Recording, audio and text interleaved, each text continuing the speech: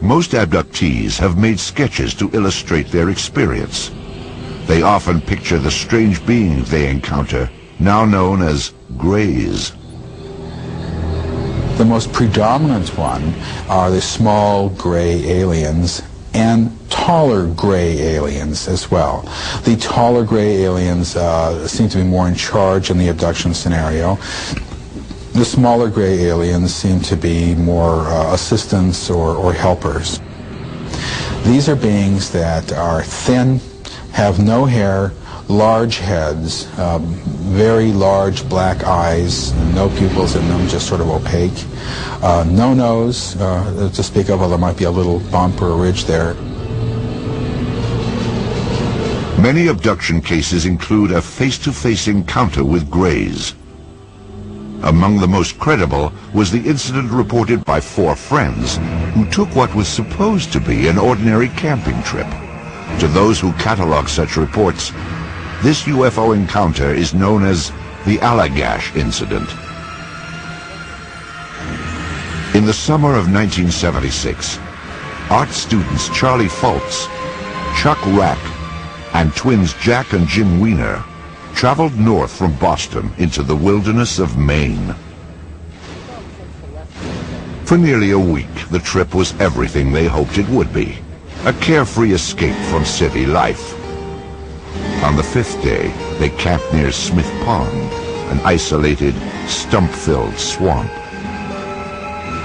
It was a perfect spot for night fishing. It was also the place where their lives would change forever.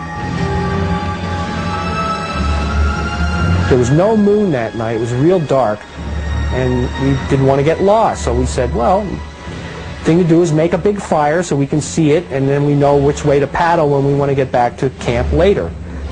And it was quite large, but we cleared around the fire, so there was no problem. And these flames were leaping a good 3 or 4 feet up into the air. With their makeshift lighthouse aglow, the 4 men left their campsite behind. They paddled several hundred yards out into the pond, headed for a night of fishing they would never forget, and one they would later illustrate in their artwork. I remember being in the back of the canoe, paddling leisurely. The 2 twins were in the middle. Charlie was in the front. And I remember they were having a conversation, and I was focusing on the night and the lake and the water. And I began to feel observed. And then all of a sudden, Chuck Rack, who was at the back of the canoe, said, holy mackerel, what the is that? And I turned around and looked, and there was this huge, bright light that was coming out of the trees. It seemed like it was rising out of the trees. At first, we thought, well, it's got to be an airplane or something, right? So we watched it for a few seconds and realized that it wasn't an airplane because it wasn't making any sound at all. It was strange, very strange. It was a bright, luminous yellow-white, and changing from that color in a very fluid, liquid kind of a way. And we were very, very fascinated. I was in a state of extreme euphoria. I remember just feeling, wow, this is fantastic. It was just alive. And when it was nearest us, about 100 yards away, it paused. And when it paused, I said to the fellows, I said, I'm going to shine the flashlight and see what it does. The instant he flashed his flashlight, this thing sent this beam of light out to us. And we were in a 16-foot aluminum Grumman canoe, which in the pitch black of night lit up like a Roman candle. We must have looked like this object just waiting to be approached on this lake. And all I can tell you is what was going through my mind was just exhilarating expectation. Just, this is fantastic. This is something we can communicate with. It's tempting to communicate with us. I was completely shocked, and especially shocked that it reacted as quickly as it did, which told us there was some type of intelligence about it.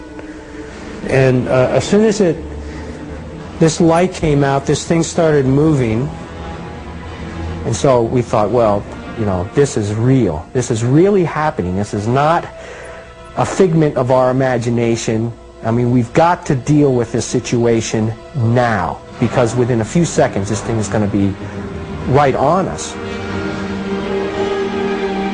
I wasn't even interested in this thing anymore, other than I didn't want to be as close to it as I was. I remember paddling as fast as I could, and Jack saying, "It's getting closer, it's getting closer." And then it was gone. The next thing they remembered, they were back on shore. And I thought, well, that's it. We've lost our chance. We've let it slip through our fingers. And I observed it leaving and just gradually faded out. Exhausted, the four men stumbled back to their campsite. There they found the remains of their makeshift lighthouse, the fire that had been built to last for hours, the fire that was now just a pile of charred embers. At the time, no one gave it much thought, though it would later play a large role in their sighting. That night, nothing more was discussed, not the fire, not the unknown object that had chased them only moments before. Sleep was the only thing on their minds. For years, the friends rarely talked about that strange night. Then, in 1978, memories of the sighting began to resurface. Jim Weiner had developed temporal epilepsy after a car accident and suffered periodic seizures. These fits were often triggered by sleep deprivation, and by 1980, Jim was definitely not sleeping well. Vivid nightmares had become a perpetual torment. All I remember is seeing vague figures, anthropomorphic in shape, but they did not seem human to me. They were around me, and they were either doing things with my genitals, or they were prodding me with some types of instruments. There was an extreme feeling of malevolence. I mean, I was absolutely always felt terrified in this situation. For a time, Jim kept his nightmares secret. Then he confided in his brother. Jack Weiner's reaction was totally unexpected.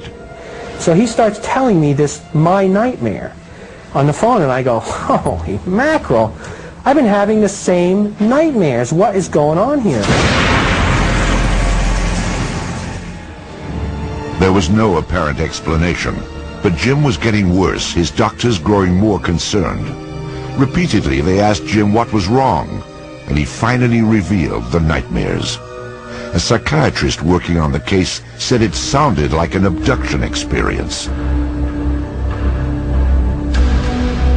The doctor suggested that Jim speak to Ray Fowler, a UFO researcher. Jim repeated his story. Fowler took it seriously. Later, the other three also underwent hypnosis. Finally, 4 years after the incident, the details of that terrifying August night would emerge. They all remembered paddling onto a pond and seeing a spectacular light in the sky. Then it came closer, far too close for comfort. Then it came closer, far too close for comfort. The next thing the men recalled was standing on shore. Only later would they suspect that something more sinister had taken place.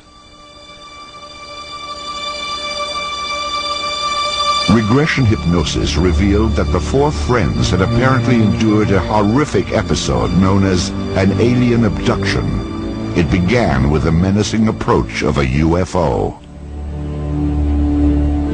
One of the things I remembered very clearly was Jack saying that it's gaining on us. And I remember suddenly being enveloped in this tube of light. And I remember looking up, and I was thinking about, what the heck is that up there? You know, like, what's up there? And that took a few seconds, and then I looked back again, and Chuck Rack's gone. The last thing I remembered was having both hands on the side of the canoe, looking out at the water to see if Chuck was in the water, and then not seeing him and thinking, oh my God, you know, what happened to Chuck? And then looking up, and then the next thing I remembered was this just intense feeling of almost like I was coming apart or something. That's the only way I can describe it. Then the next thing I remembered was being on my back in this hazy environment, which was just like this nightmare that I'd been having. All four friends seem to recall a similar traumatic experience. I'm lying on my back, and I'm disoriented. I'm not sure where I am. As I'm forcing and struggling to get up, a face appears and looks straight down at me. It reminded me of insects. I remember thinking, my God, these things look like bugs. They had like large eyes, almost like ants have. They could have been goggles for all I know, but and they had some kind of clothing on, like spandex. I became focused on this thing's hand and realizing that it was not a hand like ours at all. And this one had me by the wrist and he was holding my arm up and he had something else in his hand. But I didn't like the looks of it. And I remember thinking, oh boy, here we go. This is it. I got 5 seconds to live. They're going to cut me open. They're going to dissect me, whatever. I just want to get out of here. Get me out of here. It would take hours under hypnosis before the four men fully detailed the alien examinations. Later, they recalled the peculiar events that brought them back down to Earth. They moved us again into this other space, this room. Then this area in front of me started changing somehow. It was doing something. It was some type of machine or something. It was very strange. And the last thing I remembered thinking was, here we go, I don't know what's going to happen next, but something is happening. Under regressive hypnosis, I remember the aliens trying to put me in the canoe. There was one of them standing in the canoe over me, trying to adjust my position in the back of the canoe, and another one was sort of waist deep in the water right next to me. And then they tried to position Jim Weiner in front of me, but he's heavier, and they were having a hard time with him. And then the other two were beamed right on land, and then Jim got out to join them. As their recollections took shape, the four men learned why their roaring campfire had seemed to burn out so quickly. To those who investigate abduction cases, it's known as missing time. Perhaps as much as 3 hours had passed during the abduction, from the time the men first saw the UFO until the time they found themselves standing on the beach. Meanwhile, their fire had burned down to embers. Hypnosis had restored their recollections of the missing time with unsparing intensity. But now there was no hiding from the memories, no hiding from the trauma of what had apparently happened at Smith Pond.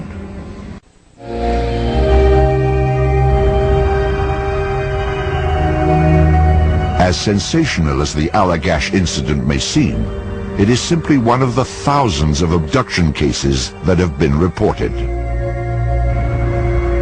Among UFO researchers, it is regarded as a reliable report, with solid eyewitness testimony.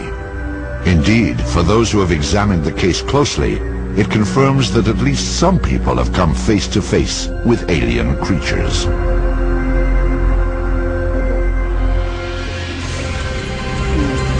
If you had the amount of evidence for the reality of the Allagash abductions for any other subject, any mundane subject, in a court of law, you could hang a person probably.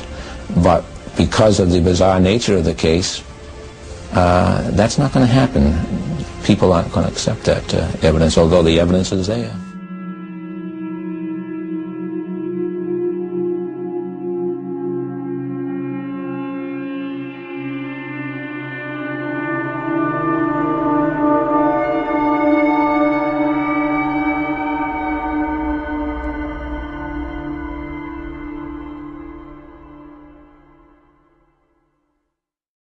Most abductees have made sketches to illustrate their experience. They often picture the strange beings they encounter, now known as greys.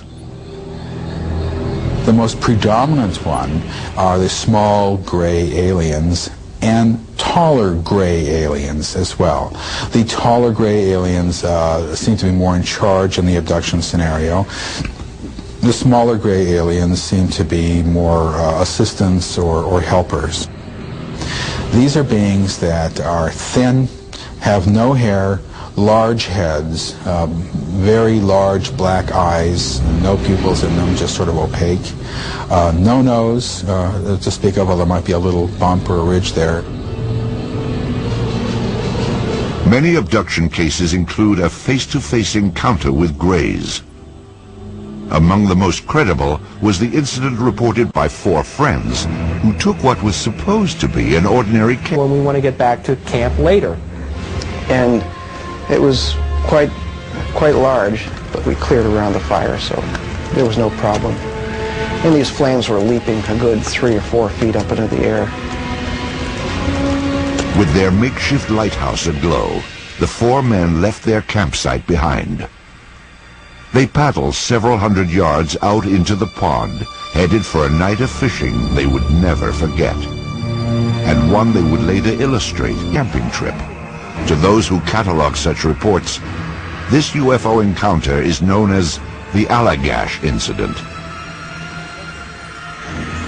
In the summer of 1976, art students Charlie Foltz, Chuck Rack, and twins Jack and Jim Weiner traveled north from Boston into the wilderness of Maine. For nearly a week, the trip was everything they hoped it would be, a carefree escape from city life. On the 5th day, they camped near Smith Pond, an isolated, stump-filled swamp. It was a perfect spot for night fishing. It was also the place where their lives would change forever.